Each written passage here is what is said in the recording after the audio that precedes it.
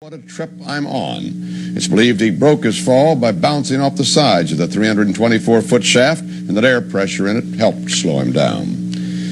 The smoking of marijuana arouses a good deal less alarm among drug authorities nowadays than a decade or so ago, although its safety and morality remain matters of dispute. But now the youth culture that first popularized marijuana is increasingly turning on with another drug, often smoked with marijuana, but far more unpredictable and dangerous. The drug is called angel dust, and Harold Dow has a report on it. The recent California Jam Rock concert, 250,000 young people, music, marijuana, and for a few, a very bad trip.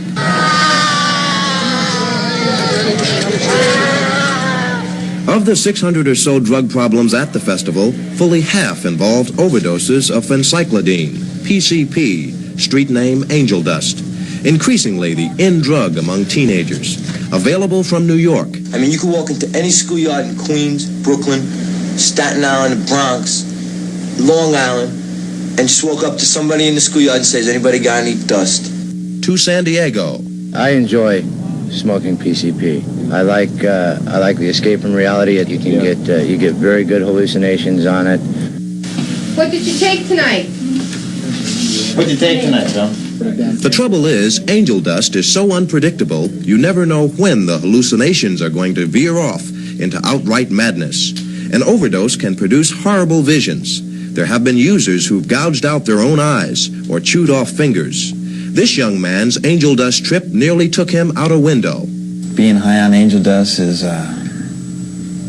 it's devil's work. You were getting ready to walk out of a window, a two-story? Two-story window, onto a freeway. And what stopped you from going out? Somebody else came and grabbed me, and I didn't know about it until the next day. PCP, angel dust, was originally developed as an animal tranquilizer, picked up by the drug culture because it's cheap and fairly easily made. It can be eaten or smoked, sprayed on marijuana or parsley. Researchers say it's more dangerous than LSD. People are very suggestible under angel dust, and anything that happens in the environment may change him from a loving creature into a raging maniac. It can also produce almost superhuman strength. This man wandered onto the Hollywood freeway, saying later he'd smoke something funny. It took 3 policemen to subdue him. Another who wandered nude through Los Angeles, breaking windows. How much force to use in subduing angel dust users is an increasing problem for officers.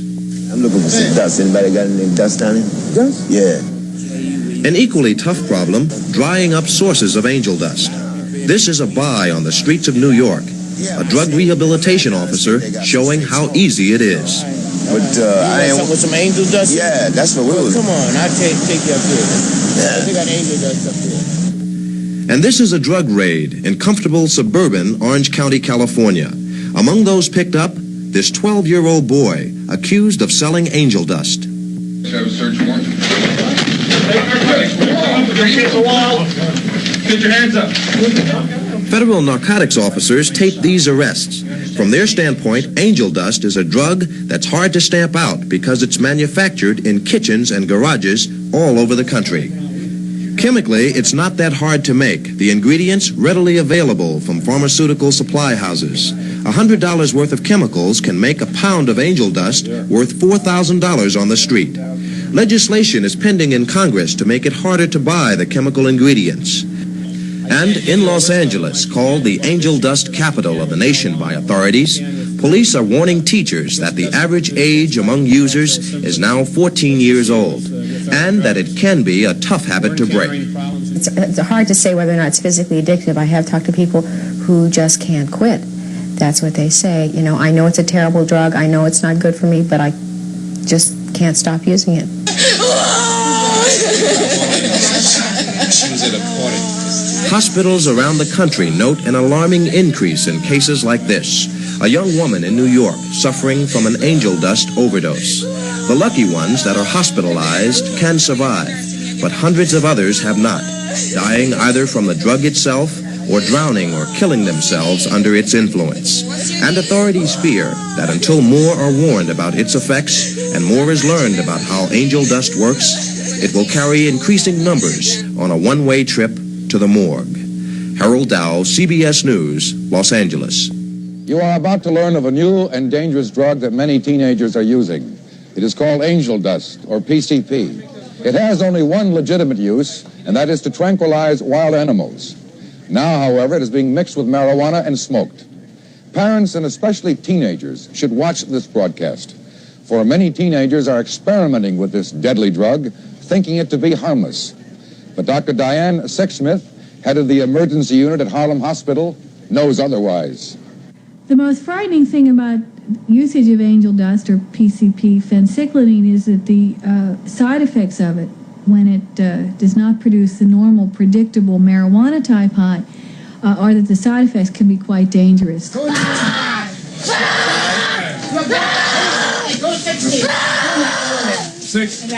most frightening side effect is violence. Many of the patients we see can become quite psychotic. They hallucinate, they're unable to speak correctly, they scream and yell and are quite frightened of things that are not there. In fact, it appears to manifest all the symptoms of someone that has a classic case of schizophrenia. Hello?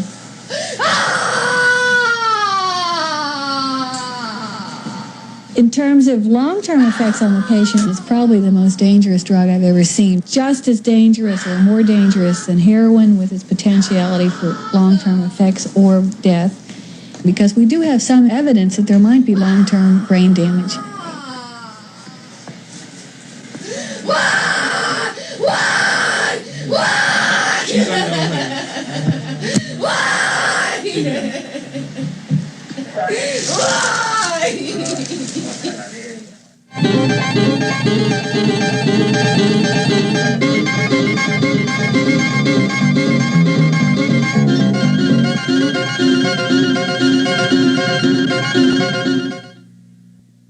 I've been in narcotics 8 years, and like I say, 9 months ago we talked about copping some dust, and before you know it, 9 months later, it's one of the biggest... Police officer Frank Johnson works in a special narcotics unit set up solely to combat angel dust in Queens.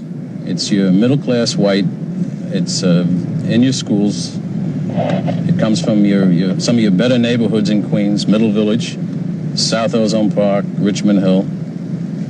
It's a drug that is now getting into the Harlem area, but Queens is the main location for New York City. Like this park here, there's quite a few people out here right now, and this is a very cold night. Who's going to be standing out here in the cold, except if you're out here for drugs? Everybody that's here is here for one drug or another. It's really a problem out here. We have a lot of young kids that are really getting themselves bent out of shape. And what happens is that we have individuals committing suicide. We have other cases where they're killing their parents, drowning in their bathtubs. It's a type of drug that they can't handle. They can go on heroin and they can go into withdrawals and get off it. But with this dust, they destroy the cells in their brain, and then there's no coming back. Our biggest fear out here is the officer is really trying to take them as quiet as possible, because on occasions they'll get very violent, and what happens then is that you wind up getting bottles thrown at you, and they might even charge the car. This building here is a park house that naturally just about all the playgrounds have for bathrooms for the youngsters. This location was used on and off as producing some PCP, angel dust, whatever you want to call it. The whole roof is burnt right out of it. If you're a little careless and they light a cigarette and then goodbye factory. It's a hot fire, it's a fast fire, it's going to explode. They know that, and that's the biggest problem. Now, we had busted 3 labs, one exploded and one burned down.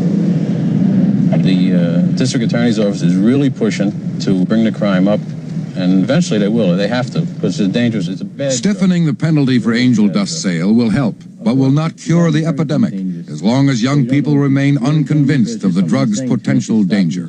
Marijuana, they said at one time is no good for you. Now they're easing off on that.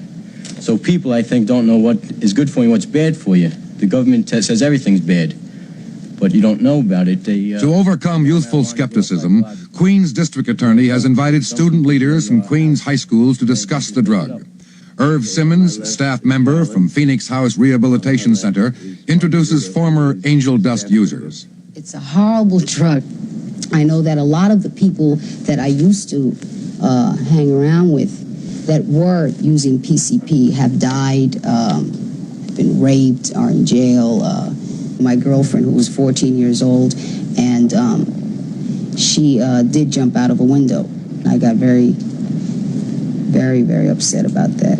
Has the problem grown because of word of mouth? Well, try PCP because it's so great, you have a high, or do the pushes more or less sneaking on you as like you would a Mickey on somebody? Let's say a pusher gets a batch of marijuana that's not so high in quality, and he wants to continue his sales, so he'll go home and he'll spray the dust on it, which will boost its effect, and he'll go and introduce it as a super joint, or Busy Bee, or whatever. When I was introduced to it, as dust, this is a street code name, they say, here, you want some dust. And me thinking that the effects would be the same as reefer, just high, hazy, very giggly, very active. But when I got, when I started taking the drug, it had strange effects on me. And I was going through these motions of being paranoid, scared, the ducking, the looking, actually running like a criminal because I thought people were following me to kill me. I'd like to ask you what's happening in your schools. What are you seeing around angel dust? In my school, the problem with dust is very bad. And I think kids feel that once they're done with smoking marijuana, they get a high out of marijuana, they need something more. They need something more to get their head more ripped. Now some of the biggest drug deals that I've ever seen in my life go on during class in high school honors classes.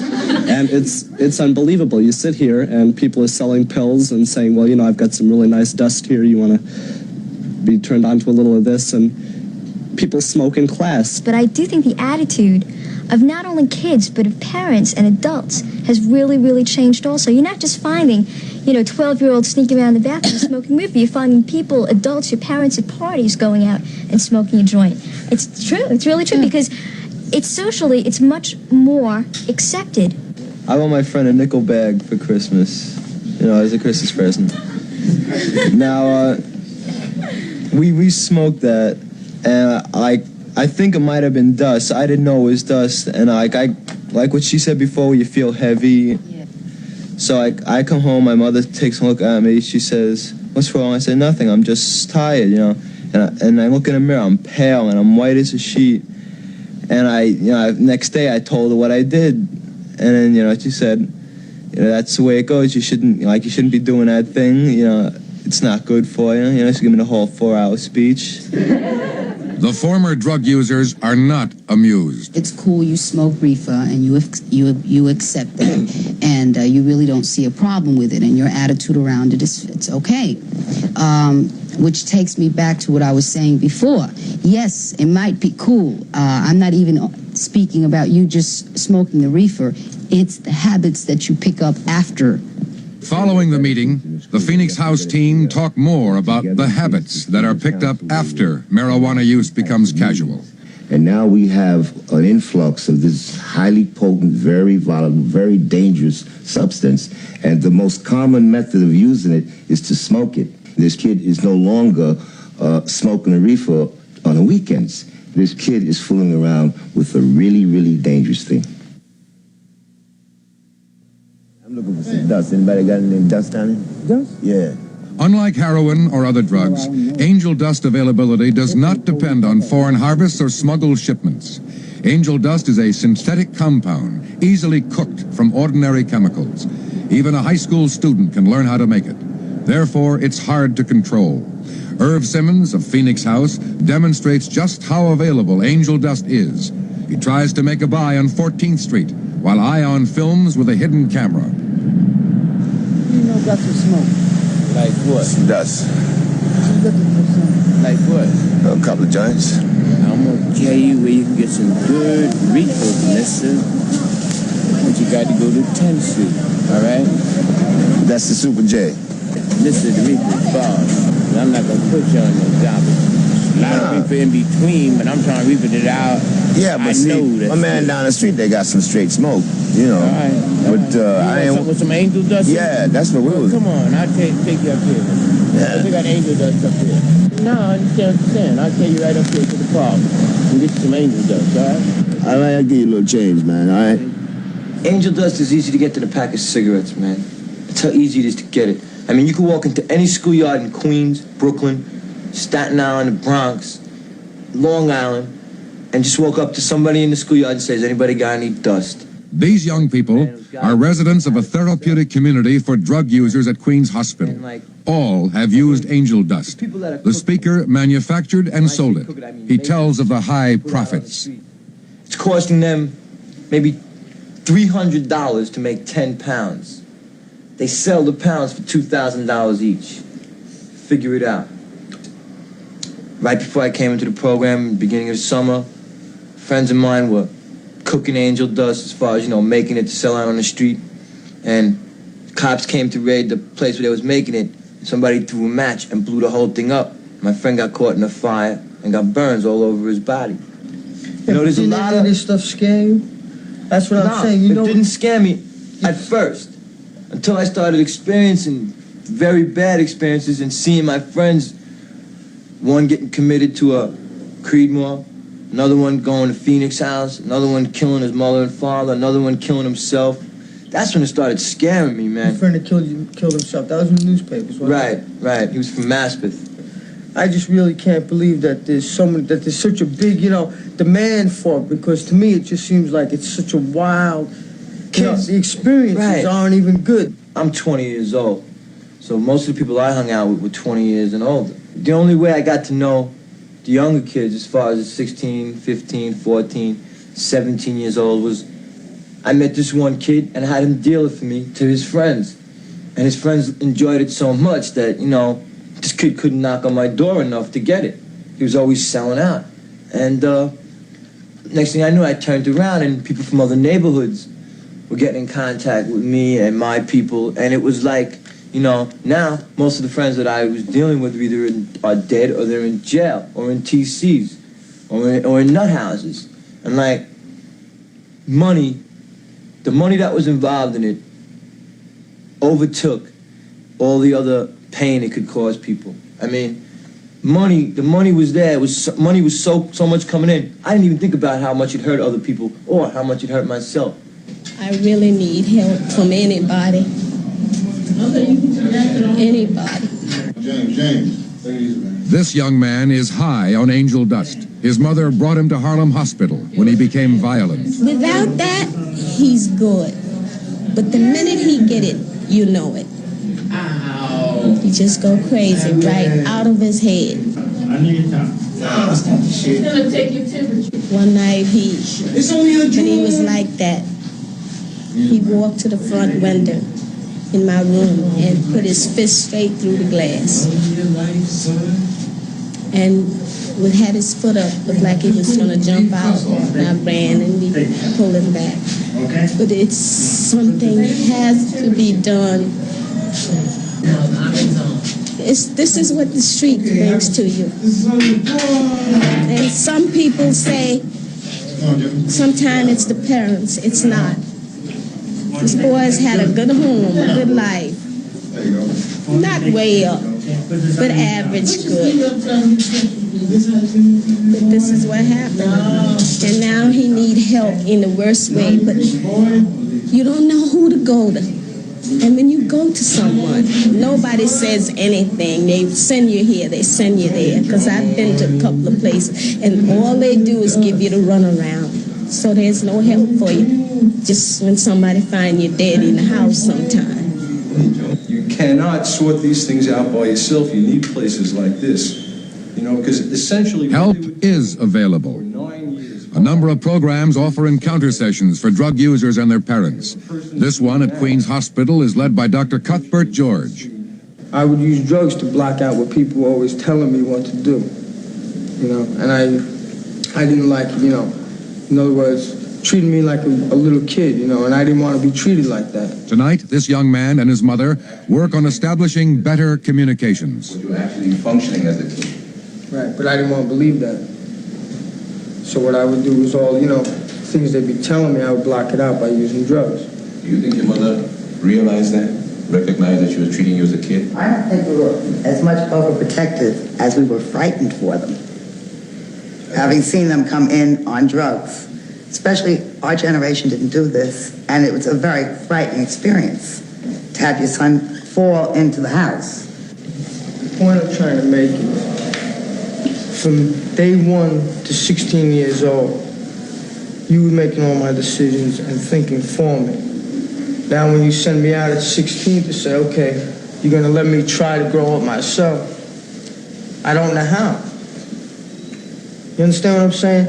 It's like you had me wrapped in like a plastic bag for 16 years and then you're opening it, It's like the air's gonna kill me because I ain't used to it.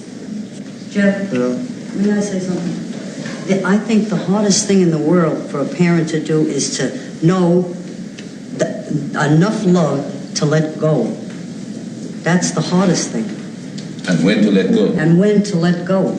If you love someone enough, you know you have to let go. To me, that's the hardest thing to do. Do you feel more comfortable about him at this point? Well, naturally. He's been off drugs for a year. I feel a lot more comfortable. It makes a big difference. I can talk to him. You say you can talk to him now? Right, because when he was on drugs, no matter what you said, the whole house blew up. I've also gained a lot of respect for myself as far as, making my own decisions and being my own man, trying to be my own man. It's hard, but, I feel that other people are respecting me for it also. And I tell you, it's a great feeling. The most serious reaction to angel dust is violence. This is Rikers Island Prison. The person you are about to hear is accused of murdering his mother while smoking angel dust.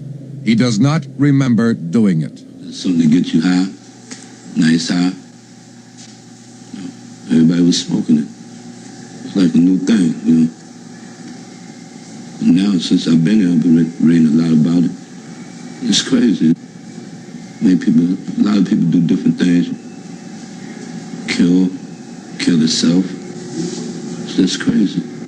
Well, I was around my way, smoking dust. It seemed like somebody was just trying to kill me. I went home, changed my clothes, came back out, started back smoking some more. And then started home. The next time I remember I was sitting in the basement and they said I had killed someone. I said my mother. I said she was stabbed. They arrested me.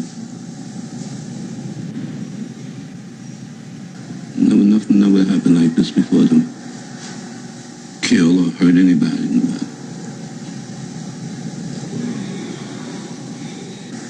I was in trouble, there wasn't no violence involved. It's just like now, anytime I hear like friends of mine in the block talking about the mother, a couple of them asked me to write the mother for them, It gets to me, because I don't have no mother no more, Nobody, no mother, no father, nothing. That's me now,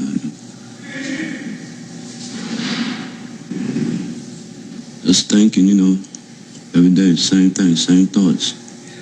No mother. And then here, every day is just like the same day. You do the same thing every day. Nothing's different. What we're dealing with in this type of situation is essentially walking time bombs that are out in the streets. This person is by no means unique. He used the particular drug for a period of some year, and obviously he used it together with other people. So that for every one that you see here, there must be thousands of them walking around in the streets. And the reaction of this drug is such, or so I've been told by the psychiatrist, that you can use it 99 times and you'll get a pleasant sensation. And then all of a sudden, on the 100th time, your mind will snap. She was at a party, and they said she was smoking angel dust. Her vital signs.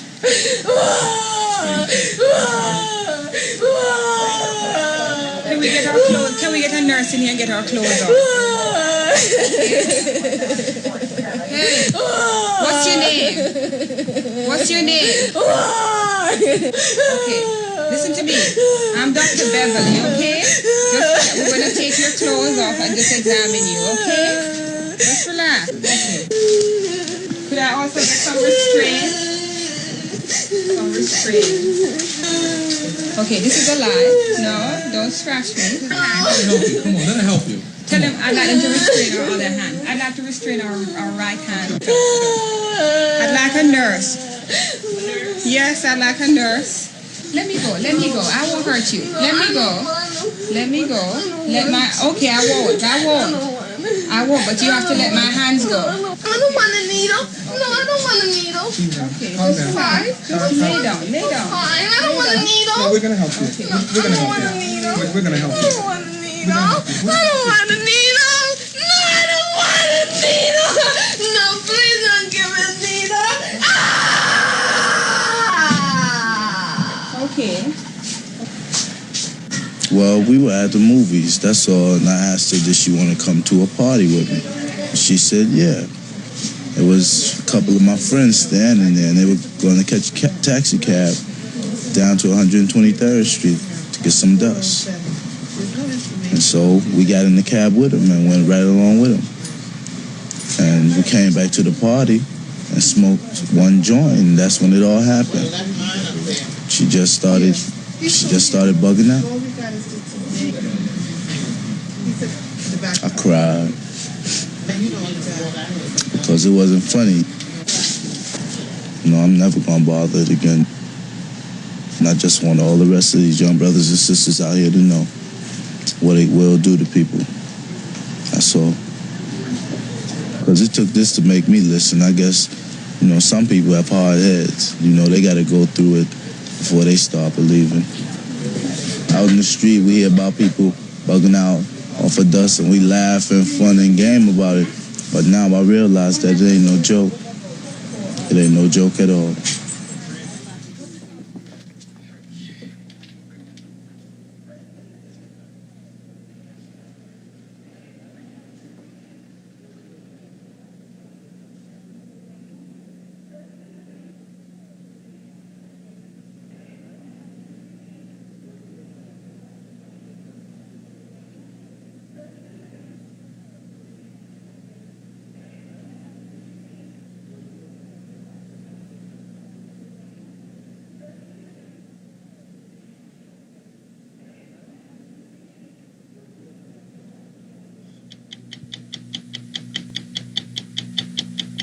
Introducing a new 1978 Ford Granada, the ESS.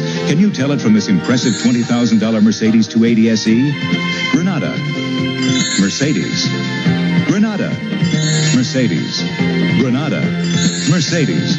The new Ford Granada ESS. See how close you can come to the look of a $20,000 Mercedes at the price of a Granada. When America needs a better idea, Ford puts it on wheels. I control this television network. I control the other networks, too. I pick the shows, and I pick the times. With the new Zenith video cassette recorder, I can tape anything on TV and watch it anytime I want. I can watch one show and tape another, or tape shows when I'm out. With the new Zenith video cassette recorder, I make the TV schedule fit my schedule. Zenith, now that great name in TV brings you another great way to enjoy it. 60 Minutes, a CBS News weekly magazine, will continue. It's homecoming for Charlie Brown, with all the excitement of action-packed football and romance at the dance. It's your first kiss, Charlie Brown. Then the thrills turn to chills when Fat Albert and the Cosby Kids scare up all kinds of fun on the Fat Albert Halloween special, right after the new Peanuts treat. Tomorrow night at 8, 7 Central and Mountain on CBS.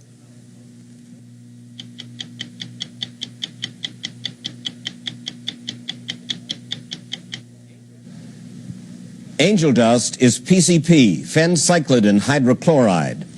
The Drug Enforcement Administration tells us that second only to heroin, it is the most dangerous drug in the country today. Yet the recent spread of PCP has come so quickly that few people outside the drug scene have even heard of it. PCP is made from chemicals. It is a white powder, and sprinkled onto mint or parsley leaves, sometimes onto marijuana, it is smoked in a cigarette.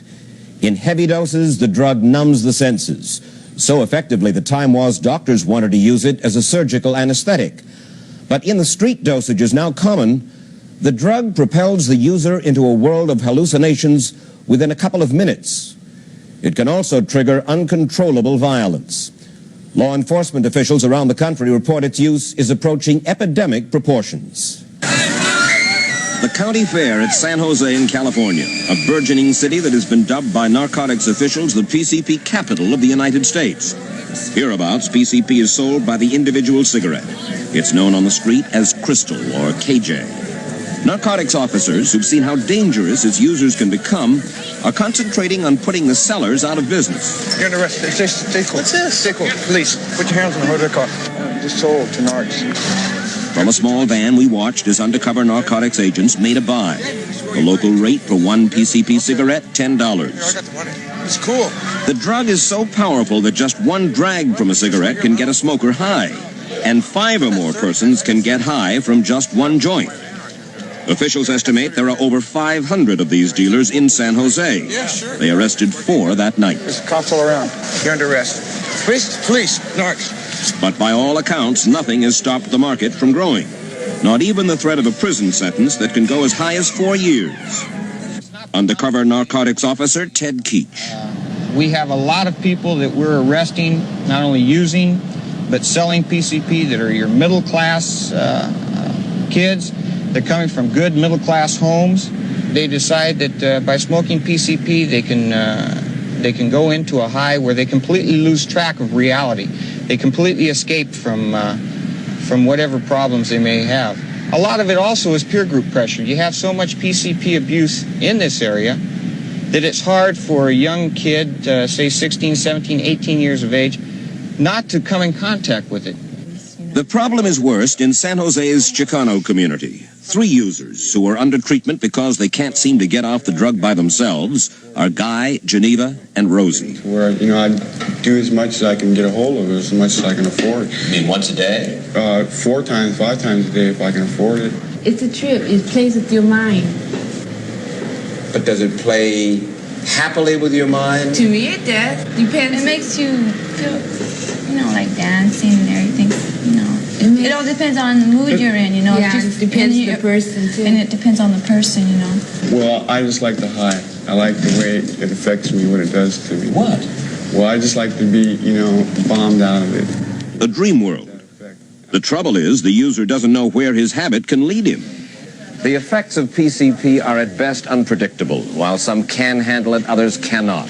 And doctors here in the emergency room at the Valley Medical Center in San Jose see a steady stream of those who cannot. They're brought here by family or friends or by the police because they are seen talking incoherently or hallucinating or behaving in a bizarre fashion. And many of them become violent while using PCP. The California State Prison at Vacaville. We went there to meet Barry Bresky, 21 years old, a regular PCP user. One day a year ago, he found out how violent you can become. What happened, Barry? I was in my room, and I had my rifle with me. And I came downstairs, and I walked into the family room, and the family was watching a TV set with their back to me. And then I started firing a rifle. I was standing behind my dad, and I shot him. Through the head? Yes. And then right away? Almost instantly, my mother. Before the crime took place, how much PCP were you smoking? Well, at least 3 times a week. And the last time I hit it before my arrest was the Sunday before, and I think I split a 1/4 gram between me and one other person. And that was how long before the killings? A day. Are you really persuaded that it was PCP that made you, in effect, do what you did? Yes, I am. What makes you so sure of that? Because I couldn't go along with that idea now. It had to have been the constant saturation to my brain of that drug that made me actually go along with the idea. I did go along with it. And had you ever done anything else violent No. Are you satisfied that Barry Brasky killed his mother and father under the influence of PCP? There's no doubt in my mind about that. Researcher Steve Lerner and Dr. Stanley Burns are the country's leading experts on PCP. Barry had been chronically using the drug, and at the time of his arrest had a detectable level in his urine. Anybody who's exposed to the drug over a long enough period of time is going to become severely depressed and ultimately is going to become psychotic. And how much violence is involved with the chronic PCP user? Predictably, almost anybody who used it on a chronic or regular basis became paranoid, became fearful of others, became socially withdrawn, and started to exhibit unpredictable violence or aggressive behavior against family, friends, or anybody. That happened to this man, Charles Peters. His random victims, a 22-month-old child and an unborn infant. A crime he doesn't even remember committing, for amnesia can be one of the drug's bizarre effects. He, like Barry Brasky, is in prison. Just all of a sudden, something just came over me and told me to leave out of my home. And I walked out of my home. That's all I can remember about it. For that reason, we asked Peter's attorney, Tom Nolan, what happened. Information he'd been able to piece together from witnesses and the victim. He came across the freeway. There are 8 lanes there. He crossed the freeway down a path. He entered the back door of a house someone he didn't know. It was open. Mrs. Singaris was standing at the dishwasher, or the sink, doing the dishes. He apparently picked up a long kitchen knife. She is pounded against the wall, and in the middle of this attack, he hears the sound of a child. She has a 22-month-old child. He immediately went in and proceeded to stab the child. She came into the room, saw the stabbing, yelled at him, "Stop." He turned and looked at her, in her words, as if nothing unusual was going on, and then proceeded to stab the child to death. Mrs. Singaris was also stabbed. At the time, she was pregnant. Because of the attack, she gave birth to a premature infant who died 8 days later. I told them that couldn't be me. I couldn't have did it. But they told me that I did. I don't think it's that infrequent that violent or aggressive acts are carried out under the influence of PCP. In talking with chronic users, several of them suddenly, really unpredictably, became violent. So I think what we're seeing are people that are chronically using the drug that have a greater likelihood of getting into difficulty with it, but you may only use it 1 or 2 times and become violent or unpredictable. That hasn't frightened many of the users. At almost every disco in San Jose, there is PCP for sale. At one, this young man told us he was on the drug. That spacey look and the inability of users to control their minds and bodies while under its influence has led to some tragedies for the users. Eve Torres runs a drug project in the Chicano community. She has first-hand knowledge of what can happen. I think there's a lot of violence that goes on that is not reported. A lot of rapes when the girl are at parties and they get so high or they get ozoned where they become the victim then. They have no control of defending themselves. One woman's driving down the street erratically. The police pull her over, and as they attempt to arrest her, she resists arrest. She's taken to a jail setting, and part of the booking process is she's left unattended in a shower. She drowns in 3 inches of water. The drownings really represent the major way that people have died under the influence of this particular drug. To the best of our ability to understand that, the drug interferes with your sense of movement in space. In other words, you can't walk properly. You look incoordinated. You can't move properly, and in the water, I'm not certain that they can move properly or that they even know which way is up and which way is down. So they lose control and drown. Yeah. I would say it's probably the most devastating drug that we have, that we're working with in this area right now. And I include heroin as being of a less of a devastating drug than PCP. People are manufacturing it on a large level. And there obviously is some money behind it. There's obviously people behind the distribution of it. Lake Houghton in Michigan. What appears to be a small lakeside cottage is instead a makeshift PCP lab. When agents from the DEA, the Drug Enforcement Administration, and the Michigan State Police moved in, they found jars of liquid and chemical paraphernalia in the trunk of the car outside the house. Chemists ran tests on the spot and later found the liquid chemical was one of the main ingredients of PCP. The agents arrested Patricia Joseph and Joseph Thomas on charges of manufacturing PCP. Thomas had been arrested 4 months earlier for operating another clandestine PCP lab. The drug is easy to make, and the cost is low. In this case, the equipment and chemicals cost $200. Estimated street value of the PCP involved, $200,000. $200,000 profit for just a few days' work. There is so much money to be made, authorities suspect organized crime is already involved in the drug's production. Labs, the DEA told us, are springing up faster than narcotics agents can shut them down. And the street sellers are doing all they can to push their product, sometimes slipping it into marijuana cigarettes to hook unsuspecting new users. Other times, paying regular users to entice other young customers. It's in a growth phase. There's no question that now we're seeing significant use, significant numbers of people being exposed to this drug, which was not in existence 2 or 3 years ago. So we're saying over 2 or 3 years, there's been a tremendous increase in the numbers of people. We've seen PCP in 39 states recently, and what we've seen is the average age of first use is about 14 and a half years. The average age of continued use is about 14 years, 8 months. 14? Right. Although we've seen kids 9, 10, and 11 that have initiated the use of PCP. It's a very social drug. Well, but it's an expensive drug. One joint may cost $10, $12. And what the kids are typically doing is pooling their quarters and are able to buy a joint for, let's say, $5 or $10, and then at recess time go out in the schoolyard and smoke it and stay high for the remainder of the day. Well, I think it's a drug fraught with danger, that ultimately you can't guarantee somebody that they won't have persistent or prolonged or maybe irreversible kinds of damage. In other words, there's no guarantee that if somebody experiences difficulty with memory or difficulty with speech or bizarre thinking or slowed thinking, there's no guarantee that that ever disappears. There was a man that the police had picked up down on First Street.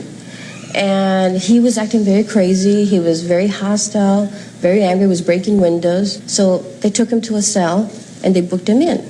They left him there for a couple of hours. And all the man kept saying was, "Help me, help me." When they returned back, the man, is the assumption that he had been seeing something horrible, took out both of his eyes with his hands. He just tore them out. If you know, and you say that you know that it eats your brain, burns your brain, and yet you keep on using it. Why? I don't know. I mean, what does it do for you that would persuade you to keep on using it if indeed it does what they say? I don't know.